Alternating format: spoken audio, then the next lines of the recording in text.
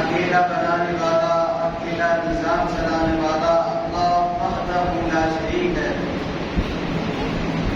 اس کی ذات کے اندر، صفات کے اندر، اسماء گرامی کے اندر کوئی بھی اس کا شریک نہیں. درود و سلام امام الانبیاء، امام الحرمین، سید الثقلین، شفیع المذنبین، رحمت للعالمین، امامنا فی الدنیا، امامنا فی الآخرہ، امامنا فی الجنہ، یہ اور آپ کے پیارے نبی، پیارے رسول جناب محمد مصطفیٰ صلی اللہ علیہ وآلہ وسلم کی ذات گرامی پر. سامعین حضرات، تیسرا اسلامی مہینہ ربیع الاول شروع ہو چکا ہے. آج اس کی 3 تاریخ ہے. ربیع الاول، ربیع کا معنی ہوتا ہے موسم بہار، یعنی سردی اور گرمی کے درمیان کے موسم کو موسم بہار کہتے ہیں. اسی طرح موسم بہار کے اندر جو پہلی بارش ہوتی ہے اس کو بھی ربیع کہتے ہیں. ربیع الاول موسم بہار کی پہلی بارش، اور اس کی تعین ایک حدیث کے ساتھ بھی ہوتی ہے. مسند احمد کے اندر حدیث آتی ہے، اللہ کے رسول صلی اللہ علیہ وآلہ وسلم نے اللہ تعالیٰ سے دعا کی، اے میرے اللہ، اس قرآن کو میرے دل کی بہار بنا دے. انت جعل القرآن ربیع قلبی، اے میرے اللہ، اس قرآن کو میرے دل کی بہار بنا دے. اس حدیث کے اندر بھی ربیع کا لفظ آیا ہے جس کا معنی ہوتا ہے بہار. اللہ کے رسول صلی اللہ علیہ وآلہ وسلم، آپ علیہ الصلوۃ والسلام کی ولادت، سعادت اور آپ کی وفات پاک وہ دونوں اس ربیع الاول کے مہینے میں ہوئی. مولانا قاضی سلیمان منصور پوری رحمۃ اللہ علیہ نے ایک بڑی سیرت کے حوالے سے کتاب تحریر کی ہے جس کا نام رحمت للعالمین ہے. انہوں نے اللہ کے رسول صلی اللہ علیہ وآلہ وسلم کی ولادت اس کے حوالے سے نقل کیا ہے. نبی اکرم صلی اللہ علیہ وآلہ وسلم 9 ربیع الاول کو پیدا ہوئے. جو اللہ تعالیٰ نے ہمیں دین عطا کیا ہے، دین اسلام، اس کے جتنے بھی دلائل ہیں وہ سارے کے سارے وحی کے اوپر ہیں. وحی اللہ تعالیٰ نے آسمانوں سے نازل کی، وہ قرآن کی صورت کے اندر ہو، احادیث کی صورت کے اندر ہو. خود اللہ کے رسول صلی اللہ علیہ وآلہ وسلم وحی کے پابند تھے. اور آج جتنے بھی اختلافات ہیں اس کا سبب یہی ہے کہ لوگوں نے وحی کے دلائل کو چھوڑ دیا، اپنی مرضی کے دلائل بنا دیے ہیں. قرآن جو وحی کے اوپر تھا اس کو چھوڑ دیا، احادیث جو وحی کے اوپر تھی ان کو چھوڑ دیا، اپنی مرضی کا دین بنایا ہوا ہے.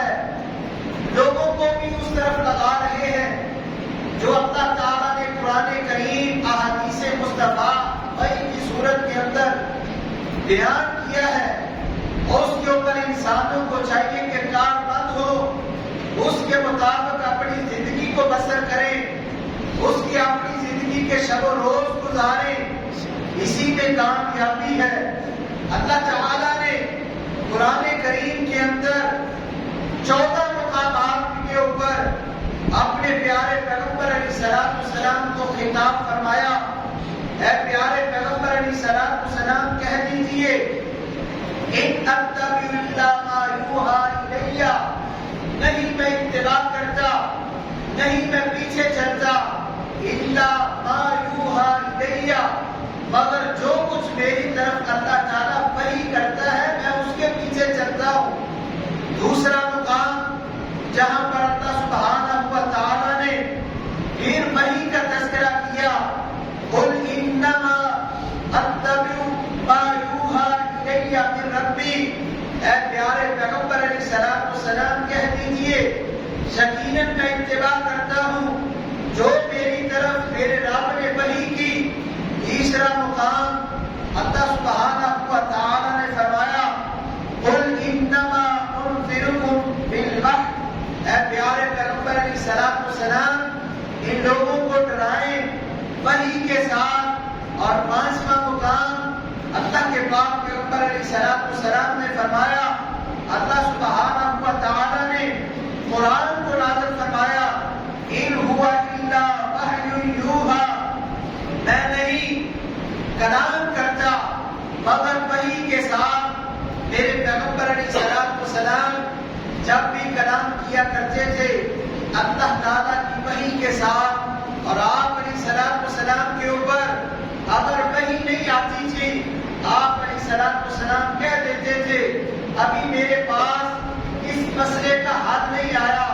ماضی خودہ بنت ثعلبہ رضی اللہ تعالیٰ عنہ جو اللہ کے رسول صلی اللہ علیہ وآلہ وسلم کی صحابیہ ہے، ان کو ان کے خامد نے ماں کہہ دیا، وہ اللہ کے رسول کے پاس آئی اور کہنے لگی اے اللہ کے رسول صلی اللہ علیہ وآلہ وسلم میرے خامد نے مجھے یہ کہہ دیا ہے، پہلے تو یہ ہوتا تھا کہ طلاق ہو جاتی تھی، اب دین اسلام کا پرچار ہے، اے اللہ کے رسول مجھے بتائیں۔ تو نبی اکرم صلی اللہ علیہ وآلہ وسلم نے فرمایا اے میری صحابیہ ابھی اللہ تعالیٰ نے اس مسئلے کے متعلق میرے پاس کچھ بھی نازل نہیں کیا، یہ میرے پیغمبر علیہ السلام کا طریقہ ہے۔ حضرت جابر بن عبداللہ رضی اللہ تعالیٰ عنہ بڑے جلیل القدر صحابی ہیں جن کے والد گرامی عبداللہ غزوہ احد کے اندر شہید ہوئے۔ کہتے ہیں کہ میں بیمار ہو گیا، میری تیمارداری کے لیے اللہ کے رسول صلی اللہ علیہ وآلہ وسلم تشریف لائے، ساتھ ابو بکر صدیق رضی اللہ تعالیٰ عنہ بھی تھے۔ جابر بن عبداللہ کہتے ہیں میں بے ہوشی کی عالم کے اندر تھا، مجھے نہیں علم تھا کہ میری تیمارداری کے لیے اللہ کے رسول تشریف لائے ہیں، ابو بکر صدیق تشریف لائے ہیں۔ آپ علیہ السلام نے وضو کیا اور وضو کا پانی میرے اوپر ڈالا، جس سے جابر بن عبداللہ رضی اللہ تعالیٰ کہتے ہیں میں ہوش کے اندر آ گیا، پہلے میں بے ہوش تھا اور میں نے اللہ کے رسول صلی اللہ علیہ وآلہ وسلم سے اپنے مال کے متعلق پوچھا، اے اللہ کے رسول صلی اللہ علیہ وآلہ وسلم جو میرا مال ہے اگر میں دنیا سے چلا جاؤں اس مال کا کیا بنے گا، کیسے اس کی تقسیم ہوگی؟ آپ علیہ السلام نے فرمایا جابر ابھی تک اللہ تعالیٰ نے اس مسئلے کے متعلق میرے اوپر وحی کا نزول نہیں کیا۔ تھوڑی دیر کے بعد اللہ تعالیٰ نے فوری طور پر آپ علیہ السلام کے اوپر آیت میراث کو نازل کیا، وراثت والی جو آیات ہیں ان کو نازل کر کے اپنے پیارے پیغمبر علیہ السلام کو اطلاع دے دی، اے پیارے پیغمبر علیہ السلام آپ سے آپ کے صحابی جابر بن عبداللہ وہ پوچھ رہے تھے میری جائیداد میرا مال کو کیسے تقسیم ہوگا۔ آپ علیہ السلام نے فرمایا اے میرے جابر رضی اللہ میرے اوپر قرآن وحی کی صورت کے اندر نازل کیا ہے۔ تو جب تک اللہ کے رسول کے پاس وحی نہ آتی، آپ علیہ السلام لوگوں کو مسئلہ نہیں بتاتے تھے۔ آپ علیہ السلام کے اوپر جب وحی آ جاتی فوری طور پر لوگوں کو بتا دیتے، اے لوگوں، آپ نے مجھ سے یہ مسئلہ پوچھا تھا کہ اللہ تعالیٰ نے میرے اوپر وحی کو نازل کر کے یہ مسئلے کی وضاحت کر دی ہے۔ آپ علیہ السلام کے اوپر اللہ تعالیٰ نے آیت میراث کو نازل کر دیا۔ صحیح مسلم کے اندر ایک اور روایت آتی ہے، ابو قتادہ رضی اللہ تعالیٰ بیان کرتے ہیں، نبی اکرم صلی اللہ علیہ وآلہ وسلم نے واضح و تلقین کی، لوگوں کو سمجھایا۔ آپ علیہ السلام نے فرمایا جہاد فی سبیل اللہ اور اللہ کے اوپر ایمان لانا اعمال میں سے سب سے اعلیٰ ترین عمل ہے۔ پھر ایک آدمی کھڑا ہوا اور کہنے لگا، اے اللہ کے رسول صلی اللہ علیہ وآلہ وسلم، میرا اللہ کے اوپر بھی ایمان ہے، آپ کے اوپر بھی ایمان ہے، اور اگر میں میدان جہاد کی طرف چلا جاؤں، اللہ کی راہ کے اندر جا کر میں لڑوں، میں شہید ہو جاؤں، میرا ٹھکانہ جنت ہوگا۔ آپ علیہ السلام نے فرمایا، ہاں، اگر تو اللہ کی راہ کے اندر لڑتا لڑتا اپنی جان کی بازی ہار دے گا، وہ اللہ تعالیٰ تجھے جنت عطا کرے گا۔ وہ صحابی یہ بات سن کر ابھی تھوڑی دیر دور ہی گیا، نبی اکرم صلی اللہ علیہ وآلہ وسلم نے اسے پھر اپنے قریب بلایا اور فرمایا، ابھی جبرائیل علیہ السلام نے مجھے وحی کی صورت کے اندر بتایا ہے، اے پیارے پیغمبر علیہ السلام، سوائے قرض کے کہ قرض شہید کو بھی اللہ تعالیٰ معاف نہیں کرتا۔ جب تک آپ علیہ السلام کے اوپر جو بات واضح تھی آپ نے صحابی کو بتا دی۔ جب وہ واپس جانے لگا، آپ علیہ السلام نے پھر اپنے قریب بلایا، فرمایا اگر تیرے ذمے قرض ہوگا، تو اللہ کی راہ کے اندر لڑتا لڑتا شہید بھی ہو جائے، اللہ تعالیٰ قرض معاف نہیں کرے گا۔ تو یہ اللہ کے پاک پیغمبر علیہ السلام کا تعلق ہے وحی کے ساتھ، اللہ تعالیٰ کے ساتھ۔ جبرائیل علیہ السلام آپ کے پاس وحی لے کر آیا کرتے تھے۔ اسی بات کا تذکرہ اللہ تعالیٰ نے قرآن مجید کے کئی مقامات پر اس کا تذکرہ کیا، اور جو آیت مقدسہ میں نے آپ کے سامنے خطبہ مسنونہ کے بعد تلاوت کی ہے، اس کے اندر بھی اللہ سبحانہ و تعالیٰ نے فرمایا، لَقَدْ مَنَّ اللَّهُ عَلَى الْمُؤْمِنِينَ، البتہ تحقیق مومنوں پر اللہ تعالیٰ نے احسان کیا، اِذْ بَعَثَ فِيهِمْ رَسُولًا، جب ان میں اللہ تعالیٰ نے رسول کو مبعوث فرمایا، مِنْ أَنفُسِهِمْ، ان کی جانوں میں سے، نسل انسانی میں سے۔ اللہ تعالیٰ نے اپنے بندوں کی اصلاح کے لیے، اپنے بندوں کی ہدایت کے لیے اللہ کے پاک پیغمبر جناب محمد رسول اللہ صلی اللہ علیہ وآلہ وسلم کو اللہ تعالیٰ نے مبعوث فرمایا، آپ کو رسالت بھی عطا کی، نبوت بھی عطا کی، ختم نبوت بھی اللہ تعالیٰ نے آپ کو عطا کی، اور آپ علیہ السلام نسل انسانی میں سے مبعوث ہوئے۔ آپ کے والد کا نام عبداللہ ہے، آپ کے دادا کا نام عبد المطلب ہے، اس طرح آپ کا سلسلہ نسب نامہ پیچھے جاتا ہے حضرت ابراہیم علیہ السلام تک، پھر حضرت ابراہیم علیہ السلام سے لے کر اللہ کے پاک پیغمبر آدم علیہ السلام تک، یہ آپ علیہ السلام کا سارا نسب نامہ ہے۔ کہ اللہ تعالیٰ نے آپ علیہ السلام کو نسل انسانی میں سے مبعوث فرمایا، نہ آپ علیہ السلام جنوں میں سے بن کر آئے، نہ آپ علیہ السلام فرشتوں میں سے بن کر آئے، بلکہ اللہ تعالیٰ نے آپ علیہ السلام کو مبعوث فرمایا، انسانوں کی نسل میں سے مبعوث فرمایا۔ آپ علیہ السلام آمنہ کے بیٹے ہیں، عبداللہ کے لخت جگر ہیں۔ لَقَدْ مَنَّ اللَّهُ عَلَى الْمُؤْمِنِينَ إِذْ بَعَثَ فِيهِمْ رَسُولًا مِّنْ أَنفُسِهِمْ، اللہ تعالیٰ نے آپ علیہ السلام کو اس طرح مبعوث فرمایا۔ قرآن کریم کے اندر اللہ سبحانہ و تعالیٰ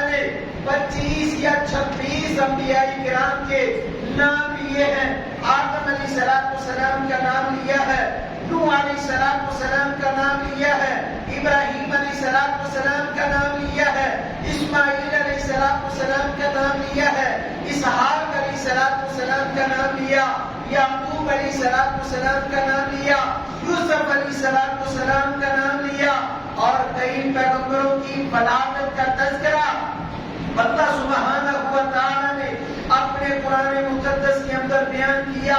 آدم علیہ السلام کی پیدائش, ان کی بلاغت کا تذکرہ اللہ تعالی نے قرآن کریم کے اندر بیان کیا اور وحی کے ساتھ بیان کیا. اے پیارے پیغمبر علیہ السلام, میں نے آپ کے سامنے ساری کائنات کے بعد ابو البشر آدم علیہ السلام کی بلاغت کا بھی تذکرہ کر دیا.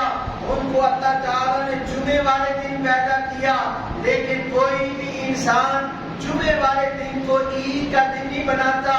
لیکن اللہ کے رسول صلی اللہ علیہ وسلم نے فرمایا, اللہ تعالیٰ نے انسانوں کے لیے جمعے والے دن کو عید کا دن بنایا, لیکن جشن کا دن نہیں بنایا. نبی اکرم صلی اللہ علیہ وسلم کے اوپر اللہ تعالیٰ نے قرآن کریم کو نازل فرمایا. موسیٰ علیہ السلام کی بلاغت کا تذکرہ قرآن کریم کے اندر ہے. کس طرح وہ فرعون کے ظلم سے بچتے بچتے اللہ تعالیٰ نے ان کو پالا پوسا, وہ بڑے ہوئے, جوان ہوئے, ان کو اللہ تعالیٰ نے نبوت عطا کی. ان کی بلاغت کا تذکرہ اللہ تعالیٰ نے قرآن کریم کے اندر بیان فرمایا. اور پھر عیسیٰ علیہ السلام کی بلاغت کا تذکرہ اللہ تعالیٰ نے قرآن کریم کے اندر بیان فرمایا کہ کس طرح ان کی بلاغت ہوئی بغیر باپ کے. ان کی والدہ نے ان کو کیسے پالا پوسا, قوم والوں نے کس طرح ان کے اوپر الزام لگائے, اور اللہ تعالیٰ نے ان کو قوت گویائی عطا فرما دی. عیسیٰ علیہ السلام کی ماں مریم کے اوپر قوم والوں نے الزام لگائے, یہ بچہ کہاں سے آ گیا, نہ تمہارا نکاح ہوا, نہ تم شادی شدہ, اور نہ تم ایسی ہو, نہ تم ایسی ہو, یہ بچہ کہاں سے آ گیا. تو اللہ تعالیٰ نے اپنے پیارے بندے عیسیٰ علیہ السلام کو قوت گویائی عطا کی. وہ کہنے لگے, قال انی عبد اللہ, میں اللہ تعالیٰ کا بندہ ہوں. آتانی الکتاب, مجھے اللہ تعالیٰ نے کتاب عطا کی. وجعلنی نبیا, مجھے اللہ تعالیٰ نے نبی بنایا. عیسیٰ علیہ السلام کی بلاغت کا تذکرہ اللہ تعالیٰ نے قرآن کریم کے اندر بیان کر دیا. اور باری آتی ہے میرے اور آپ کے پیارے پیغمبر جناب محمد الرسول اللہ صلی اللہ علیہ وسلم کی. آپ علیہ السلام کی بلاغت بھی محفوظ, آپ علیہ السلام کا دنیا سے جانا بھی محفوظ.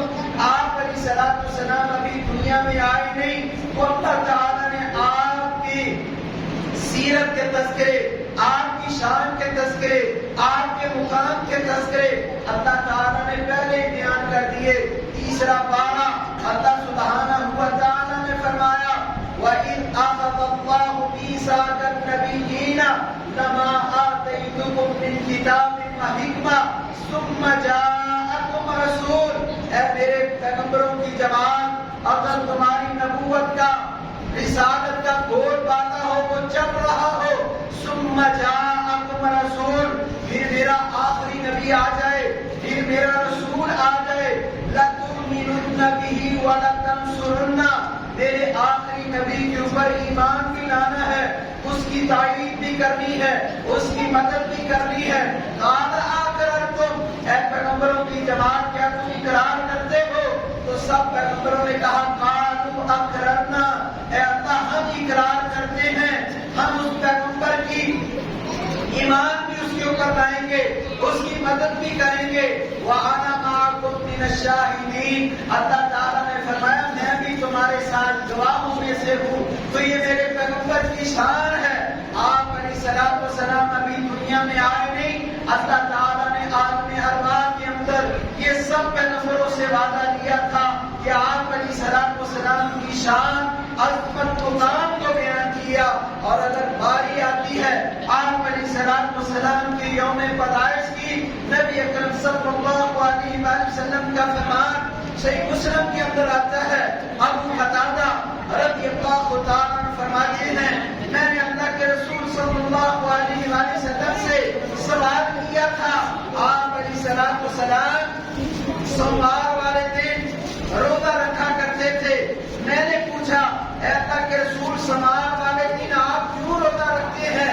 نبی اکرم صلی اللہ علیہ وآلہ وسلم نے فرمایا ذاک یوم ولدت فیہ، یہ سوموار کا دن ایسا ہے جس دن اللہ تعالیٰ نے مجھے پیدا کیا، اس لیے میں سوموار والے دن روزہ رکھتا ہوں۔ اور آپ جانتے ہیں کوئی پڑھا لکھا ہو وہ بھی جانتا ہے جس دن روزہ ہو اس دن عید نہیں ہوتی۔ عام آدمی سے بھی پوچھ لیں جس دن روزہ ہو اس دن عید نہیں ہوتی، اور جس دن عید ہو اس دن روزہ نہیں ہوتا۔ یہ میرے پیغمبر علیہ الصلوۃ والسلام وحی کے ساتھ کلام کر رہے ہیں کہ اللہ تعالیٰ نے میری طرف وحی کی اور میں شکرانے کے طور پر اپنی ولادت والے دن روزہ رکھتا ہوں۔ اور ایک روایت کے اندر آپ علیہ الصلوۃ والسلام نے فرمایا یہ سوموار کا دن ہے جس دن اللہ تعالیٰ نے میرے اوپر قرآن کو نازل فرمایا، یہی سوموار کا دن ہے جس دن اللہ تعالیٰ نے میرے اوپر وحی کو نازل کیا۔ یہ تین شکیں اللہ کے رسول صلی اللہ علیہ وآلہ وسلم نے بیان کر دی۔ اسی دن میری ولادت بھی ہوئی، اسی دن اللہ تعالیٰ نے وحی بھی کی، اسی دن اللہ تعالیٰ نے میرے اوپر قرآن کو بھی نازل کیا۔ تو یہ وحی کے دلائل ہیں، اتنے مضبوط دلائل ہیں۔ اب لوگوں نے کہا جہاں پر میلاد کا لفظ آئے گا وہاں پر ہم جشن منائیں گے، وہاں پر ہم چراغاں کریں گے، وہاں پر ہم لائٹنگ لگائیں گے، وہاں پر اپنے گھروں کو سجائیں گے، وہاں پر ہم بازاروں کو سجائیں گے، وہاں پر یہ کریں گے۔ یہ وحی کے دلائل نہیں بلکہ وحی کے دلائل جو اللہ کے رسول صلی اللہ علیہ وآلہ وسلم نے بیان کیے ہیں وہ بڑے مضبوط دلائل ہیں۔ ان کا تعلق اللہ تعالیٰ کے ساتھ، جبرائیل علیہ السلام کے ساتھ اور آپ علیہ السلام کے ساتھ ہے۔ لَقَدْ مَنَّ اللَّهُ عَلَى الْمُؤْمِنِينَ إِذْ بَعَثَ فِيهِمْ رَسُولًا يَتْلُو عَلَيْهِمْ آيَاتِهِ، لوگوں کے سامنے آپ قرآن کو پڑھیں، يَتْلُو عَلَيْهِمْ آيَاتِهِ وَيُزَكِّيهِمْ وَيُعَلِّمُهُمُ الْكِتَابَ وَالْحِكْمَةَ۔ اے پیارے پیغمبر علیہ السلام، آپ کی یہ ذمہ داری ہے کہ آپ نے لوگوں کو قرآن کریم کی آیات پڑھ کر سنانی ہے۔ تو میرے پیغمبر علیہ السلام جتنا بھی قرآن اللہ تعالیٰ نے آپ کے اوپر وحی کی صورت کے اندر نازل کیا وہ آپ نے لوگوں کے سامنے پڑھ پڑھ کر لوگوں کو کہا کہ لوگوں یہ ہے اللہ تعالیٰ کے احکامات جو اللہ تعالیٰ نے میرے اوپر وحی کی صورت کے اندر نازل کیے۔ اور آپ علیہ السلام نے فرمایا یہ ہے میری حدیث جو اللہ تعالیٰ نے وحی کی صورت کے اندر میرے اوپر نازل کی۔ نبی اکرم صلی اللہ علیہ وآلہ وسلم نے ہر ایک چیز اپنی امت کو باتیں کر کے بیان کر دی، لیکن آج لوگوں کی ہٹ درمی ہے، لوگوں کا تعصب ہے۔ لوگوں کو کہا جائے یہ جو آپ منا رہے ہیں اس کا ثبوت کہاں ہے، اور آگے سے کہتے ہیں منع بھی نہیں۔ آج ہم نے ابھی خطبہ جمعہ سماعت کرنے کے بعد اس کے فردوں کی 2 رکعتیں پڑھنی ہے، 2 ہی پڑھنی ہے کہ 3 پڑھنی ہے؟ اگر 3 پڑھ لی جائیں منع تو نہیں، منع تو نہیں، 3 کسی حدیث کے اندر منع تو نہیں۔ اگر 4 پڑھ لی جائیں منع تو نہیں، 2 ہی پڑھیں گے۔ اس لیے پڑھیں گے کہ اللہ کے رسول نے 2 پڑھی ہے۔ یہ ہمارے دلائل، ہمارے دلائل، ہماری آیات، ہماری احادیث، ان کی بنیاد وحی کے اوپر ہے۔ ہم وہی کام لوگوں کو بتاتے ہیں جو اللہ کے رسول صلی اللہ علیہ وآلہ وسلم نے کیا۔ اپنی طرف سے دین کے معاملے کے اندر کوئی کام لوگوں کو نہیں بتاتے، یہ معاملہ اس طرح ہے، یہ معاملہ اس طرح ہے۔ آپ جانتے ہیں عیسائی کرسمس ڈے مناتے ہیں 25 دسمبر کو، وہ اپنے پیغمبر عیسیٰ علیہ السلام کا یوم ولادت مناتے ہیں اور اپنے گرجا گھروں کو سجاتے ہیں اور ایک چرنی بناتے ہیں، ایک درخت بناتے ہیں اور ان کو کو دیکھا دیکھی ہمارے مسلمانوں نے بھی یہ کام شروع کر دیے، یہ بھی اپنی مساجد کو سجائیں گے، عیسائیوں نے بھی سجائے اور وہ بھی چٹنی بناتے ہیں۔ ہمارے مسلمانوں نے کہا ہم اللہ کے رسول کی ولادت والے دن پہاڑیاں لگائیں گے، مصنوعی بڑھاوے بنائیں گے، مصنوعی یہ کام کریں گے۔ یہ اللہ کے رسول صلی اللہ علیہ وسلم نے جو ہمیں دین بتایا، جس کی بنیاد وحی کے اوپر ہے، اس دین کے اندر ایسی کوئی بات نہیں۔ اللہ کے پاک پیغمبر علیہ الصلوۃ والسلام نے فرمایا تم ضرور بالضرور ان لوگوں کے طریقے پر چلو گے، اگر وہ ایک بلش چلیں گے تم بھی ان کے پیچھے ایک بلش چلو گے، اگر وہ ایک ہاتھ چلیں گے تم بھی ان کے پیچھے ایک ہاتھ چلو گے، اگر وہ کسی سانڈے کی بل کے اندر گھس جائیں گے تم بھی ان کے پیچھے سانڈے کی بل کے اندر گھس جاؤ گے۔ نبی اکرم صلی اللہ علیہ وسلم سے پوچھا گیا اے اللہ کے رسول صلی اللہ علیہ وسلم اس سے کون لوگ مراد ہیں؟ آپ علیہ الصلوۃ والسلام نے فرمایا یہود و نصارہ ہیں، ان کو اللہ تعالیٰ نے ذلیل کیا، لیکن میری امت کے لوگ ان کے نقش قدم پہ چلیں گے۔ عیسائیوں کے پاس اپنے پیغمبر کی تعلیمات محفوظ نہیں ہے، ہمارے پیغمبر کی یہ شان ہے، آپ علیہ الصلوۃ والسلام کی زندگی کا ایک ایک پہلو وہ ہمارے پاس محفوظ ہے۔ نبی اکرم صلی اللہ علیہ وسلم کی زندگی کے شب و روز آپ علیہ الصلوۃ والسلام نے طہارت کیسے کی، آپ علیہ الصلوۃ والسلام نے وضو کیسے کیا، نبی اکرم صلی اللہ علیہ وسلم نے استنجا کیسے کیا، پانی کے ساتھ کیا، پتھروں کے ساتھ کیا، وہ ہمارے پیغمبر کی ایک ایک بات کتاب و سنت کے اندر محفوظ ہے۔ نبی اکرم صلی اللہ علیہ وسلم نے فجر کے اندر کتنی رکعتیں پڑھی وہ بھی محفوظ، ظہر کے اندر کتنی رکعتیں پڑھی وہ بھی محفوظ، عصر کے اندر کتنی رکعتیں پڑھی وہ بھی محفوظ، اور مغرب کے اندر کتنی رکعتیں پڑھی وہ بھی محفوظ۔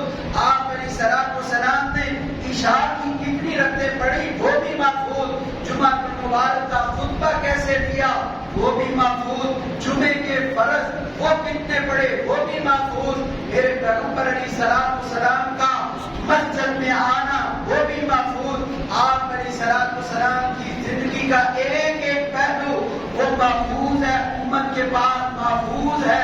آپ علماء دین کے پاس پوچھیں اللہ تعالیٰ نے جو وحی کی صورت کے اندر جو دین ہمیں دیا ہے اس کے اندر یہ ساری باتیں ہیں، جواب کے اندر آپ کو نہیں کہیے جواب ملے گا۔ اس لیے لوگوں اس دین کو اپنا لیں جس کی بنیاد وحی کے اوپر ہے۔ لَقَدْ مَنَّ اللَّهُ عَلَى الْمُؤْمِنِينَ إِذْ بَعَثَ فِيهِمْ رَسُولًا، البتہ تحقیق اللہ تعالیٰ نے مومنوں کے اوپر احسان کیا جب ان کی جنس میں سے انسانوں میں سے اللہ تعالیٰ نے رسول اللہ صلی اللہ علیہ وسلم کو مبعوث فرمایا۔ تو اس لیے اس دلائل کو لیں جن کا تعلق وحی کے ساتھ ہے۔ اللہ تعالیٰ سے دعا ہے اللہ تعالیٰ مجھے اور آپ کو کتاب و سنت کی اتباع کرنے کی توفیق نصیب فرمائے۔